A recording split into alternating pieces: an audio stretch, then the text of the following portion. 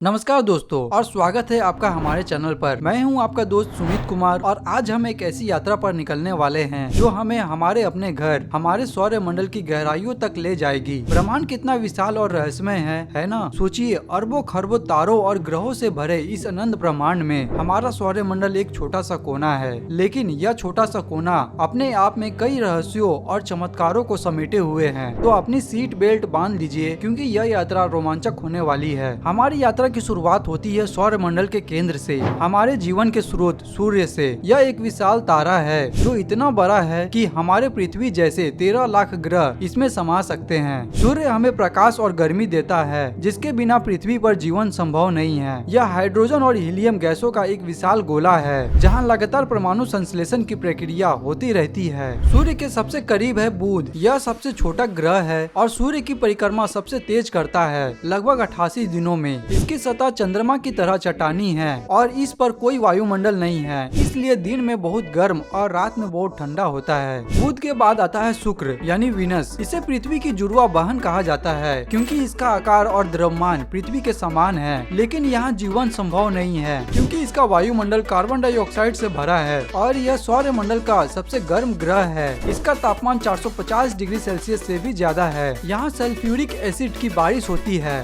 दोस्तों। और अब हमारा प्यारा घर पृथ्वी यानी अर्थ। हम सब यहाँ रहते हैं, एकमात्र ऐसा ग्रह है जहाँ जीवन संभव है क्योंकि यहाँ पानी, सही तापमान और ऑक्सीजन से भरा वायुमंडल है। पृथ्वी अपनी धुरी पर घूमते हुए सूर्य की परिक्रमा 365 दिनों में पूरी करती है। और हाँ, इसका एक प्राकृतिक उपग्रह भी है, हमारा प्यारा चंद्रमा। चंद्रमा पृथ्वी का एक प्राकृतिक उपग्रह है और यह रात में हमें रोशनी देता है। चंद्रमा पर वायुमंडल नहीं है और इसकी सतह पर बड़े बड़े गड्ढे हैं जिन्हें क्रेटर्स कहते हैं। पृथ्वी के बाद आता है लाल ग्रह मंगल यानी मार्स। मंगल अपनी लालिमा के कारण आसानी से पहचाना जा सकता है। माना जाता है कि इसकी सतह पर कभी पानी हुआ करता था और वैज्ञानिक अभी भी इस पर जीवन की संभावना तलाश रहे हैं। इसके दो छोटे चंद्रमा हैं, फोबोस और डिमोस। मंगल के बाद हम एक दिलचस्प क्षेत्र में प्रवेश करते हैं, क्षुद्र ग्रह बेल्ट यानी एस्ट्रॉयड बेल्ट। यह लाखों चट्टानी पिंडों का एक घेरा है जो मंगल और बृहस्पति के बीच मौजूद है। माना जाता है कि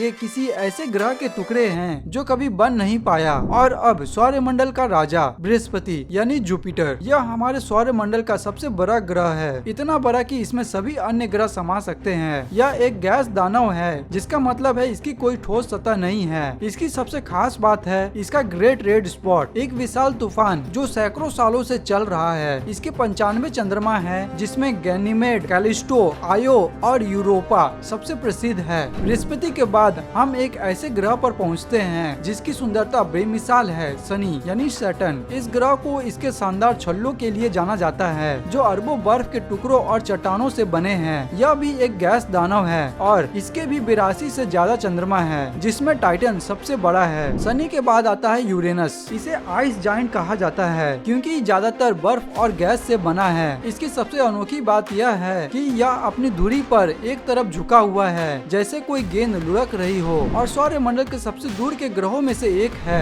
नेपच्यून। सौर मंडल का सबसे ठंडा और तूफानी ग्रह है जहां सबसे तेज हवाएं चलती है और इसका रंग गहरा नीला होता है। नेपच्यून के पार एक और क्षेत्र है जिसे कैपिलर बेल्ट कहते हैं जहां कई बर्फीले पिंड और बौने ग्रह मौजूद है जिनमें हमारा जाना पहचाना प्लूटो भी शामिल है जिसे अब बौने ग्रह का दर्जा दिया गया है। तो दोस्तों, यह थी हमारे अद्भुत सौर मंडल की एक संक्षिप्त यात्रा। सूर्य से लेकर नेपच्यून और उससे भी आगे हर ग्रह की अपनी एक अनोखी कहानी है। वैज्ञानिकों ने इन ग्रहों के बारे में बहुत कुछ पता लगाया है, लेकिन अभी भी कई रहस्य हैं जिन्हें सुलझाना बाकी है। अंतरिक्ष अनुसंधान लगातार जारी है। हम हर रोज कुछ नया सीख रहे हैं, नए ग्रहों की खोज कर रहे हैं और ब्रह्मांड के बारे में अपनी समझ को बढ़ा रहे हैं। मुझे उम्मीद है कि आपको यह ब्रह्मांडीय यात्रा पसंद आई होगी। अगर आपको यह वीडियो अच्छा लगा तो इसे लाइक करें, अपने दोस्तों के साथ शेयर करें और ऐसे ही और दिलचस्प वीडियोस के लिए हमारे चैनल को सब्सक्राइब करना ना भूले। मिलते हैं अगले वीडियो में, तब तक के लिए ब्रह्मांड के रहस्यों को जानने की अपनी जिज्ञासा को बनाए रखें। जय हिंद।